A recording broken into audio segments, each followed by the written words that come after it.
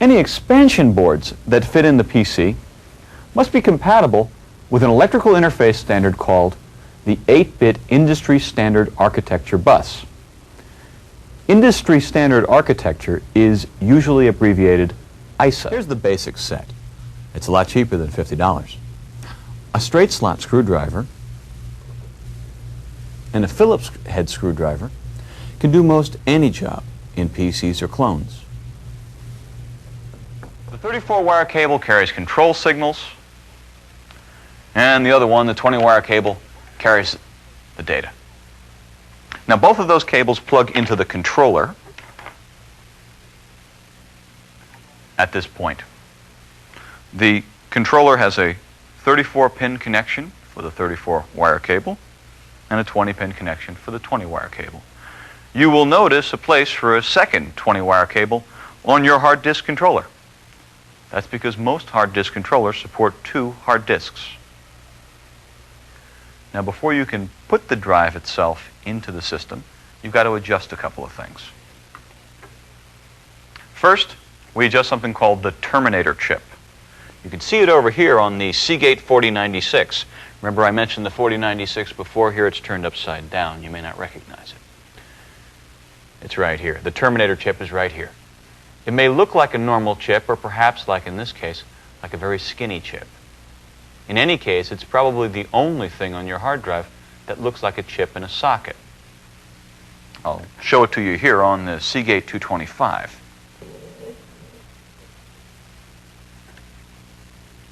Again, there it is.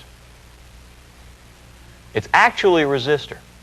The general rule with terminators is that the last drive on a cable keeps its terminator. If you've got other drives on that cable, you should remove their terminators. In the vast majority of cases, though, you'll only have one drive on the cable because you probably only have one hard disk. So leave the terminator on that drive. Next, we set this drive select jumper. It's a little tougher to see, but it's right over there. As you can have more than one drive on a cable, there's got to be some way to keep track of which drive is drive number 1 and which drive is drive number 2. That's what the drive select jumper does. We can come over and look at the drive select jumper on the 4096, and it's not far from the terminator, actually.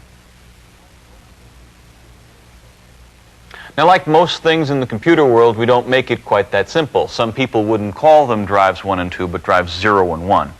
The C drive is whichever is the first drive number. The D drive is whichever is the second drive number. Anyway, back to the jumpers. They may not be labeled, but it's pretty easy to figure out which is position 1. If we go back to the 4096, you can see that position 1 is usually on the outside. In the 4096's case, the jumper's on the outside, and that's position 1. You can see the same thing on the Seagate 225. There's all these jumper points, but this one's on the outside. It's in the first drive position.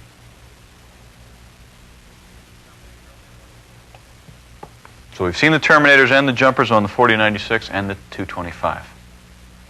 If there are no twists in your cable, then the jumpers work as you'd expect. Drive 1 is drive C, and drive 2 is drive D.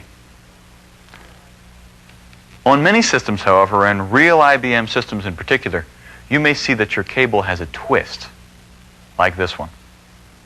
You can see the twist here between wires 25 and 29. The twist reverses 1 and 2 as far as the controller is concerned.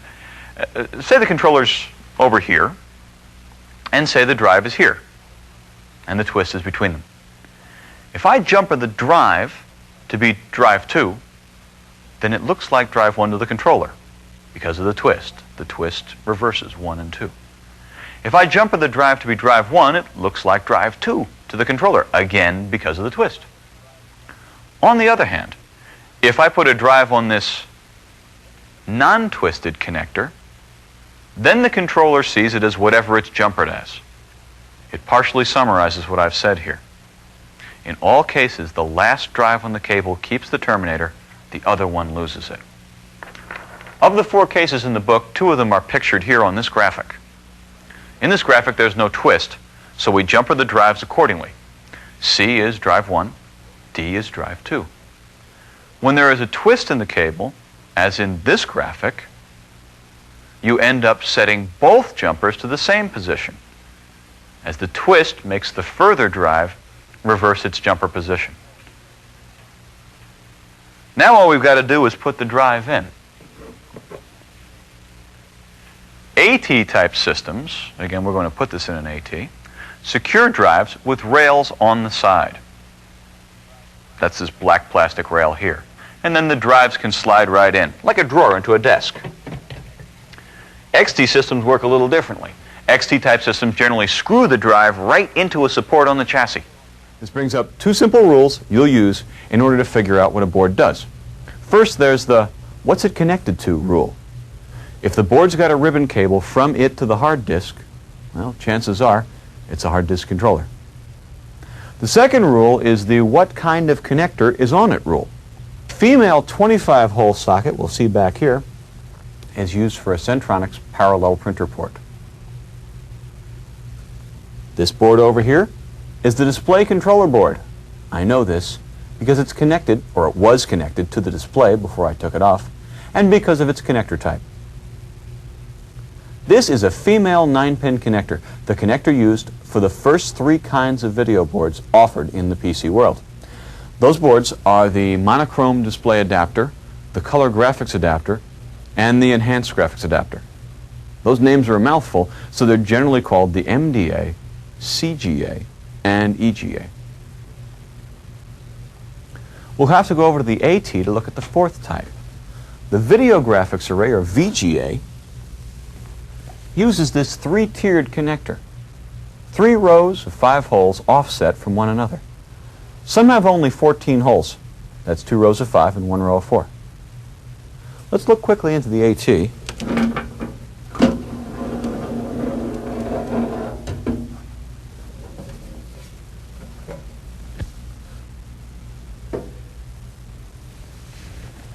And we'll see the power supply, the floppy drives, the hard drive, the combination hard disk and floppy disk controller, the VGA board itself, a memory expansion board, and a parallel and serial, I guess you could call this a multifunction board. Back in 1983, IBM offered a 10 megabyte hard disk subsystem for its new XT. As there weren't too many other hard disks around at the time, the hard disk controller was pretty much hardwired to only work with a 10 megabyte hard disk. A bit later, IBM offered a choice of hard disks, either 10 or 20 megabytes.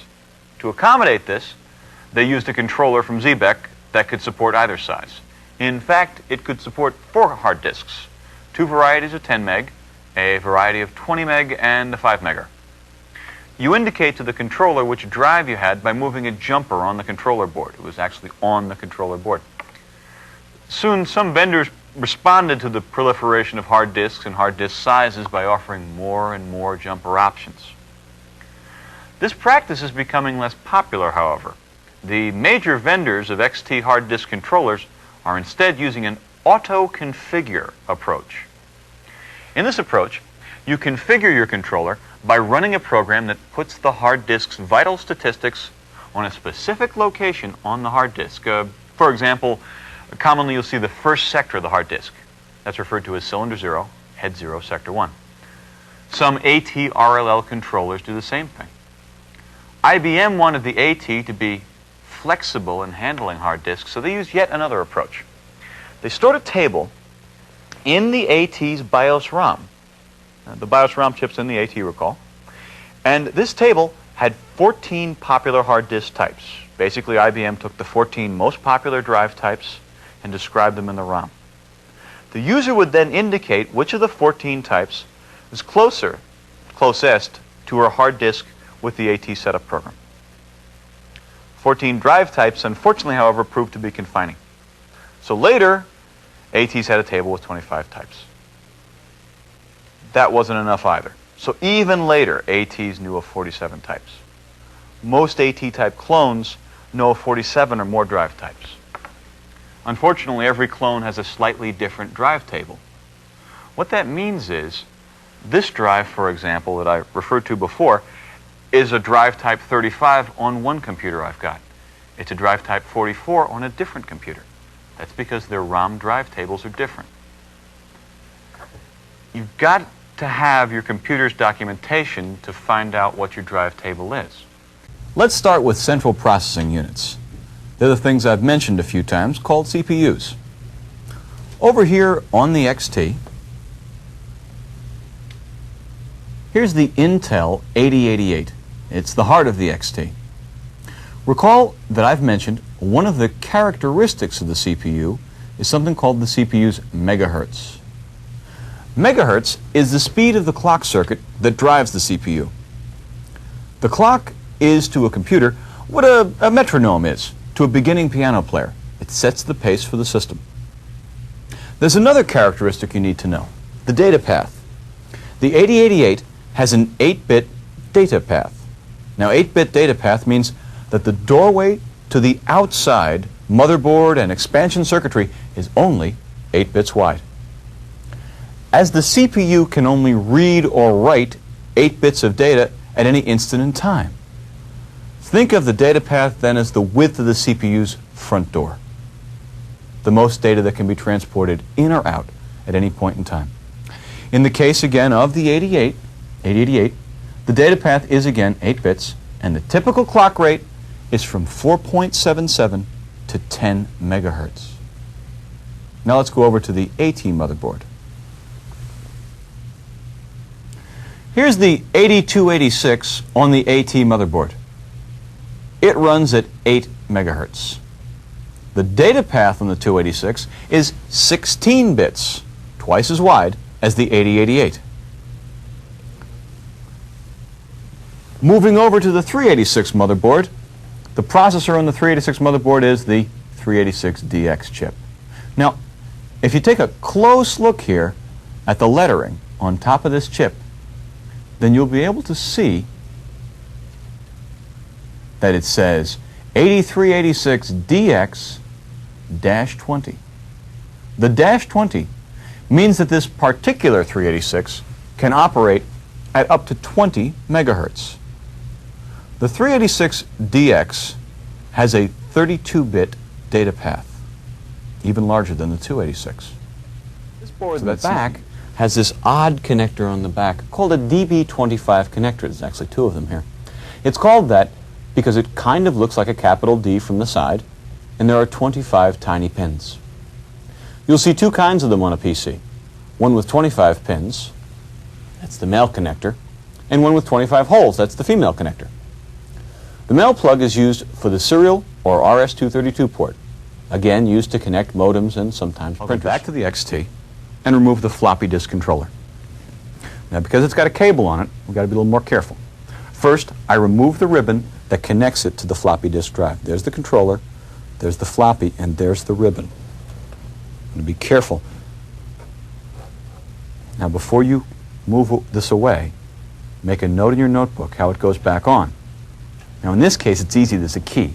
But even if there weren't, there's a little trick that makes connecting ribbon cables easy. Notice that one of the wires on the edge of the cable is colored differently from the ones around it. It's a blue against a gray ribbon. This is wire number 1, and it should connect to edge pin number 1. Let me take the board out and you'll see it a little better.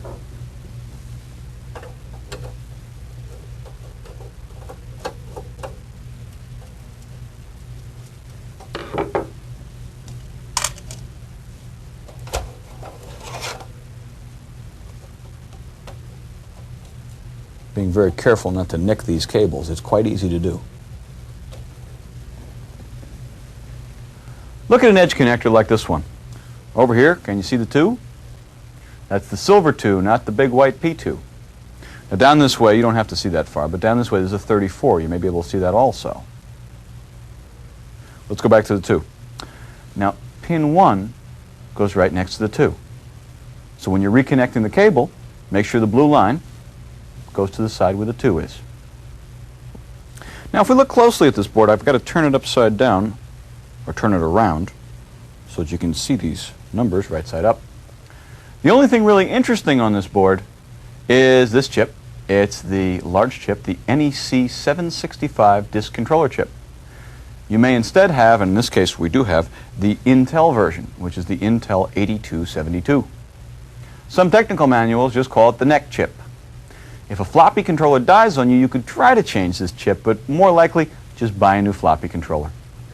Now I'll remove the hard disk controller board. As it's got a bunch of cables on it, it's usually easier to remove the mounting bracket first, the mounting screw, rather. Then remove the board a bit and disconnect the cables.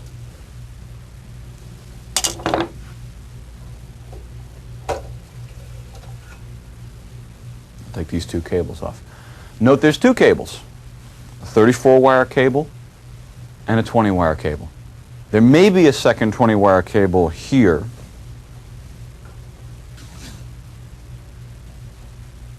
Twist it around so you can see it. There may be a second 20-wire cable here, but there isn't in this case, but it's not used. Remember to note how they connect, although they'll probably follow the pin 1 rule. Matter of fact, I learned the pin 1 rule while installing a hard disk. I got a box with a controller, a drive, and two cables. It was easy to see where the 20 and 34-wire cables went, but each cable could go one way or another. So I figured, what the heck, I got a 50-50 chance, and plugged in the cables one way, the wrong way as it turned out. I left the room to get a soda while I was waiting for the PC to boot up, and when I returned, I smelled that awful burning smell. So I later asked around, and that's when I found out the pin 1 rule. Take a little closer look here. Notice there are connectors for two 20-pin cables and one 34-pin cable. If we come in real close here, you could even see the 2. See, there's a 2. And there's a 1 even on the other side of it. So once again, our pin 1 rule works out. Now these two 20-pin connectors allow this to accommodate two hard disks. Each disk has its own 20-pin connector, and the 34-pin connector is daisy chain. The 34-pin connector is up here.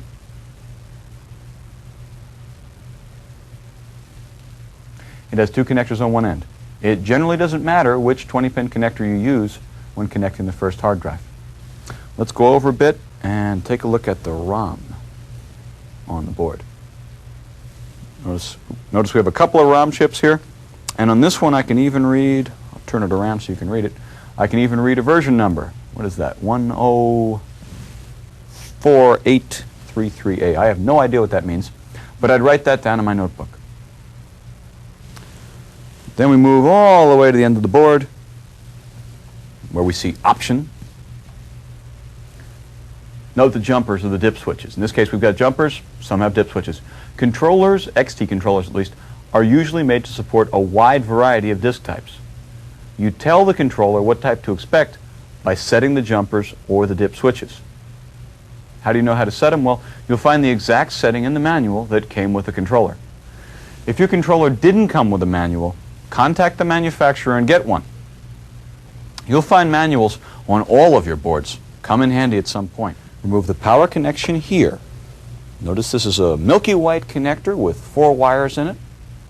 And it's best if you can grasp it on the connector body, but I find if you grab all 4 wires and wiggle it back and forth like that, it'll come off for you.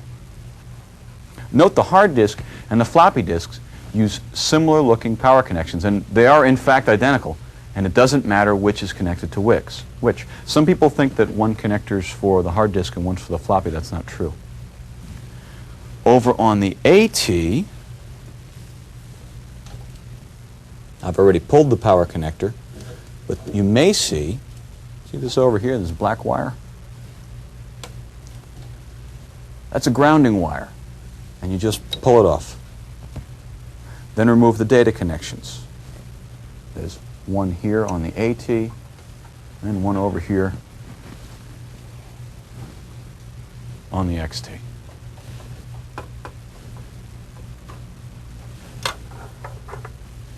If you can see that, notice again the marking for pin 2 and pin 34. Let me pull a, there you can see it. It's good. See that too.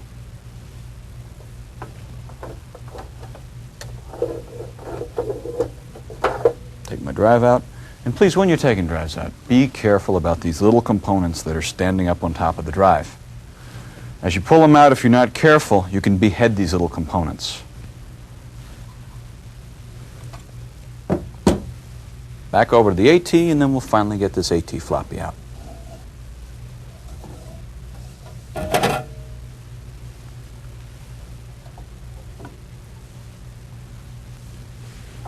The floppy cable, once it's removed, looks like this.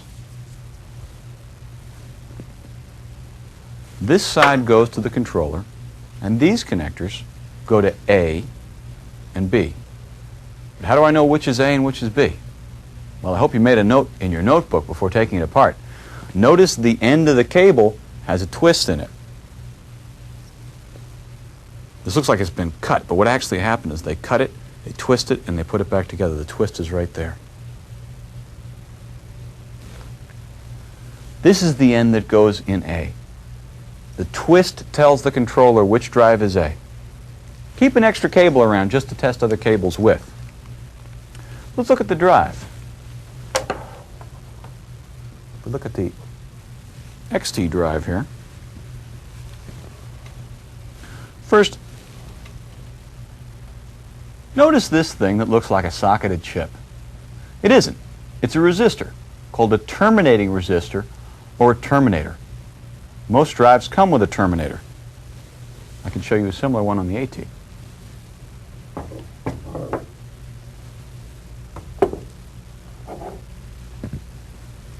Again, if we look at an AT floppy disk, once again, the only thing that looks like a chip in a socket, that's our terminator.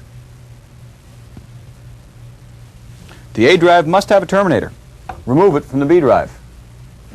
Maintaining drives is simple. Don't put any diskettes in the drives that are obviously dirty or wet. Avoid really cheap diskettes. The oxide on them can flake off and damage the drive heads. If a problem arises, use a head cleaner kit to clean the disk heads. And if the problem persists, should you try to adjust the alignment of the drive? I would say not. It requires expensive tools and is time consuming. Drives are cheap, usually under $90 and as little as $50 in some cases. Just keep a few on hand and replace the bad ones. Oh, and here's a little protection tip. When you're not using the drives or are moving the drives, don't close the drive doors. Leave them open. You see, there are two drive heads. One to read and write the top of a floppy and one to read and write the bottom of a floppy. They're like this when the door's open. If you close the door with no floppy in the drive, the two heads bash against each other. You can damage both heads that way. When you have a disk problem, first check the diskette. Then clean the heads on the disk drive. Try swapping the drive after that, and if you're still not having any luck, swap the controller and the cable. And don't forget that sometimes a simple reboot can reset the drive system, solving the problem. There are 3 steps to hard disk software installation. Even if you've worked with hard disks before, you may not have done all 3 in the past, as your dealer may have handled the first step. That first step is the low-level format. The low-level format sets up the areas on the hard disk that the system will use later to distinguish one sector from another. In this picture, you see an unformatted disk. It's just tracks. There are no sector delineations. Think of an unformatted disk as being like a new road. You've got to paint the lines on the road and put up road signs. That's what low-level format does. In this picture, you see the effect of low-level format. Sector IDs are written on the disk, separating the sectors. Low-level formatting also destroys all data on your hard disk, so don't experiment on a disk with important data unless there's a backup. Some controllers require their own special low-level format program. It's actually stored on a chip on the controller. Such a chip is called a ROM, or read-only memory.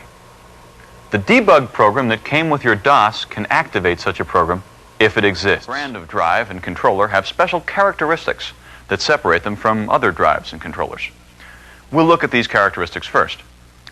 Think of it this way. If you were going to buy or service a car, you'd have to know things like how many cylinders the engine has, whether or not it's got automatic transmission, and what kind of oil it takes, right? Just like that car, A hard disk has a few vital statistics that describe it. So let's see what they are and what they mean. Hard disks have several characteristics: number of heads, number of cylinders, number of sectors per cylinder, seek time, write precompensation cylinder, reduced write cylinder, head step rate, drive to controller interface. Let's take a closer look at some of these characteristics. Heads, cylinders, and sectors tell you how large a hard disk is. Seek time tells you how quickly the disk can retrieve data. Actually, that's only half the speed equation. Your disk is also affected by its interleave factor, but we'll see that later. That intimidating-looking trio near the end are mainly used when performing an operation called low-level formatting on a disk. That's part of preparing a disk for use, and we'll get to that later on in the program. The interface is the language that the hard disk and the drive use to communicate. Here's a drive with the cover off. Please don't do this to your drive. This drive was dead before I got it. How does a disk store data? Notice first that there's more than one platter. Two, in fact. We use both sides of each platter, so there's 4 surfaces to store data on. The data is stored magnetically, as is done with a video cassette.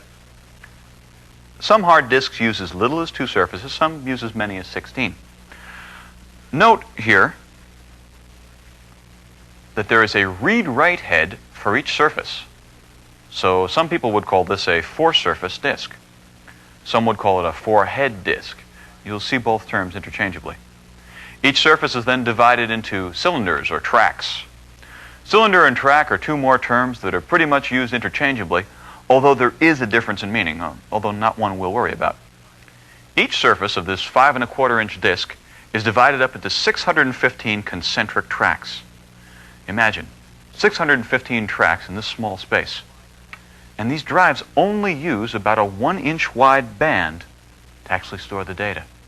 Imagine, 615 tracks in that small space means each track is just a little bit wider than 1/1000th of an inch. Kind of makes it easy to understand why hard drives are so fragile. Some drives only put about 300 tracks in this space. Others put over 2,000 cylinders in that small band. By the way, the first cylinder is numbered not 1, but 0. Computer people often do that, counting from 0. Ask a techie to count his fingers, and he'll count 0, 1, 2, 3, 4. The tracks are then cut up like wedges of pie into sectors. Most drives divide a track into 17 sectors, although some others, as I'll explain later, attempt to squeeze more data on the disk by putting more sectors on each track. Finally, each sector contains 512 bytes. 512 is also 1/2 of a K, and that's easier to compute with, so I'll generally just refer to it as 1/2 K. Let's summarize. We have 4 surfaces times 615 tracks per surface times 17 sectors per track times 1/2 K bytes per sector, which gives just under 21 megabytes. Hard disk and hard disk controller do the same kind of thing as the floppy drive and controller, but the hard disk, of course, can hold more data and access it more quickly. Note that the hard disk controller communicates with the hard disk drive via 2 cables. That's if you've got the kind of disk called an ST506 or ESDI drive, or 1 cable if you've got the kinds called SCSI or IDE drives. The controller plugs into the system board, and the drive is mounted in the chassis. The PC world first heard about a hard disk notion called interleave factor way back in 1985. It always surprises me that this is still an issue in the PC business, but hardly a month goes by that I don't see some poor user wasting time with a misinterleaved disk. The sad part is, it shouldn't cost him more than a dime to fix this. Recall that each track on most hard disks is divided up into 17 sectors. We'll use MFM for the example here. Each sector holds a mere 1/2 K bytes, not a lot of space. As a result, when we need 1 sector on a disk, we usually end up needing all 17 sectors. So we need to arrange these sectors so they can be read in order in the smallest number of rotations on the disk. Now, it seems that this arrangement is the fastest, so all 17 sectors get sucked up on the first pass. Unfortunately, it's usually not that easy. By the way, this is called a one-to-one interleave, as each sector is just one sector away from the next one in order. To see why this won't work, let's look at a few milliseconds in the life of a hard disk. Imagine that this disk is looking to read sector 1. A disk head, like the hand of a clock, appears in this graphic around sector 15. It will move clockwise. The disk head senses the data that sweeps under it as it waits for sector 1. The data is moving by pretty quickly at 60 revolutions per second. Sector 1 appears under the head, and the disk starts reading the data in sector 1 as it goes by. You'd think that by now, sector 1 has been read, the controller would tell the drive to start reading sector 2, but it doesn't. You see, the controller still has some work to do. One of the controller's functions is data integrity. It's got to calculate the ECC, the error correction code, remember? That takes time. While the controller is calculating, the disk keeps spinning. So when the controller is ready for sector 2, it's missed it. And it has to wait an entire rotation for its return.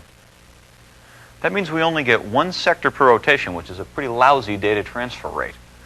A better approach would be to stagger the sectors. This is called the 1 to 3 interleave disk you're looking at now. It's called that because if you start from sector 1 and move clockwise, 1, 2, 3 sectors, you'll get to sector 2. Count 3 more from 2, and you get to 3. 3 more and you get to 4, 3 more to 5, and so on. Now let's try our sector reads. The disk reads sector 1, and the controller starts calculating. Now, by the time the controller has finished its error correction calculation, the head is still short of sector 2, and we're positioned perfectly to read sector 2 next.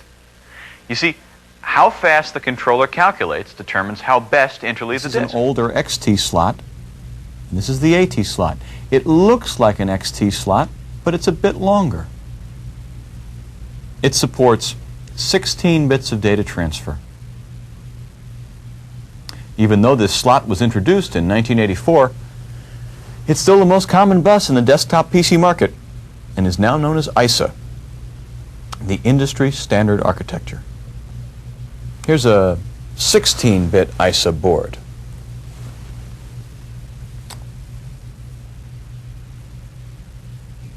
If we compare it to an 8-bit ISA board, you see that there's an extra connector.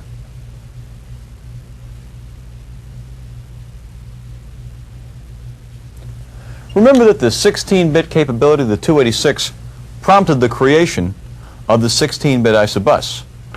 Well, now CPU chips continue to improve, and so the 386DX, 486, and later chips have a 32-bit data transfer capability, a 32-bit data path. That's a motivation for the Extended Industry Standard Architecture, or ESA, bus. It supports a 32-bit data transfer capability. ESA is not as common as ISA, but it carves out a greater share of the PC market each year. They don't look a lot different, but let's look at one anyway. Down here in this ESA machine, that's what an ESA slot looks like. Note that it looks very much like an ISA slot, but it's higher. That's because ESA slots are double-decker slots. The top part of each connector supports ISA for backward compatibility, and the bottom supports ESA. To see that, let's compare two boards. Here's the 16-bit ISA you've already seen, and here's an ESA board.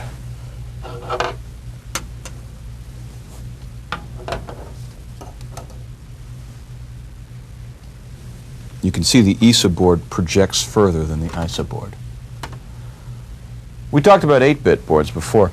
As you'd expect, 8-bit boards work in either 16-bit ISA, 8-bit ISA, or ESA slots. 16-bit ISA boards work in either 16-bit ISA slots or ESA slots. And ESA boards only work in ESA slots.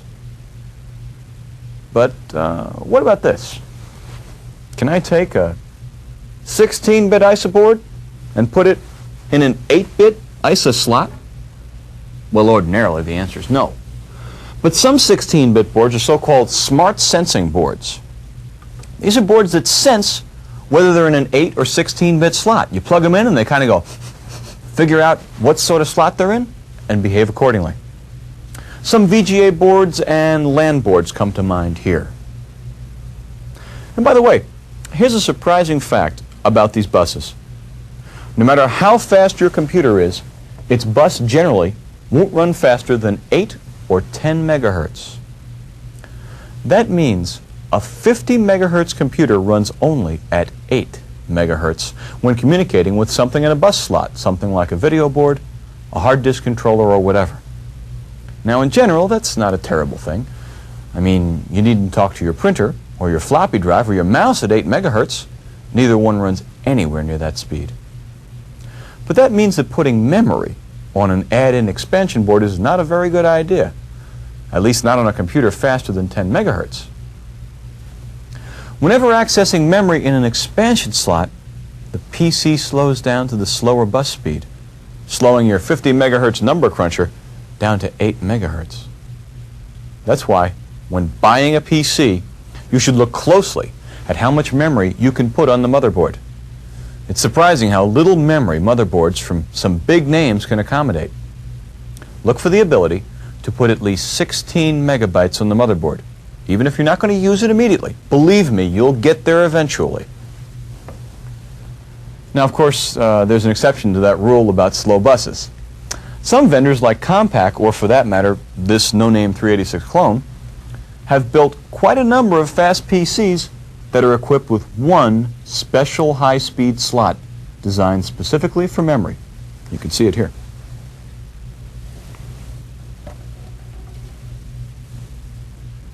You'll know you've got one if you have a board with an unusual connector. That's that board over here. Notice the edge connector's in a funny spot, like this board. Now that's an important thing to know if you're buying one of these computers. Now, it's also not unusual to see a motherboard today that has room for 8 megabytes of memory, but that expands to 16. That computer will probably expand to 16 megabytes with the addition of the special board that goes into that special high-speed slot. Now, with some computers, all the memory goes on that board. With others, the extra 8 megabytes or more goes on that expansion board. Here's the catch, though. That special board is only available from that PC's vendor.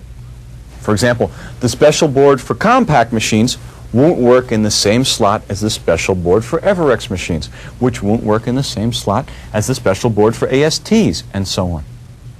Many people see that their computer will take 8 megabytes on the motherboard and say, 8 megs, that's a lot. No point in buying the expansion board for the second 8 megabytes yet, because I can always wait.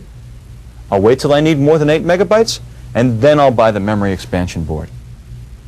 The trouble is, once you need the special board, the PC maker will have gone on to more advanced computers, or they may have gone out of business altogether. They won't be selling your special expansion board anymore, and so you're stuck. Now, that special expansion board generally only costs around $100, so buy it when you buy the PC, even if you're not going to use it immediately. Looking over at the 386 motherboard, here's where a math coprocessor goes on the 386 motherboard. The math coprocessor for the 386 is, can you guess it, a 387. Note that it is in a square pin grid array package, just like the processor. A field of products called multifunction cards sprang up to fill in some user needs and to save slots. Now and then, truly amazing multifunction boards pop up, ones that incorporate local area network connections, hard disk controllers, and the like. It's really only limited by the imagination and ingenuity of the board's designers. Multifunction boards plug onto the system board. Every PC is composed of a few major parts. The principal parts of a PC are the chassis, the system board, the display board and the display, the floppy disk controller and floppy disk drives, the hard disk controller and hard disk drives, the multifunction card, the keyboard, and the power supply. The PS2s departed from the traditional PC architecture in that they used heavily integrated motherboards. This means that rather than having separate circuit boards to handle the functions of the video, hard and floppy disk controllers and the like, the PS2s pack most electronic functions onto the motherboard. The PS2 models use a completely different type of bus expansion slot from ISA. These slots are called micro-channel architecture, or MCA. Expansion boards for 8-bit or 16-bit ISA computers, you've seen this before, will not work in PS2 computers. The power supply converts line current to direct current used by the PC. In general, you won't fix the power supply. You'll just replace it. Power supplies are rated in watts. The higher the wattage, the greater the capacity, and in general, the larger the fan. A larger capacity power supply means your PC runs cooler and lives longer, so don't just purchase the minimum. Other color monitors are one kind or another of a class of display devices called RGB monitors. Here's CGA, EGA, and VGA. Those monitors are all types of RGB monitor. RGB monitors use a digital signal like the monochrome TTL monitor does. But now there are separate digital signals for red, green, and blue, hence the name RGB. Remove this screw holding in the mounting bracket to the back of the board. Generally this is a 3/16 inch hex head screw. Take that out and of course put it in my cup.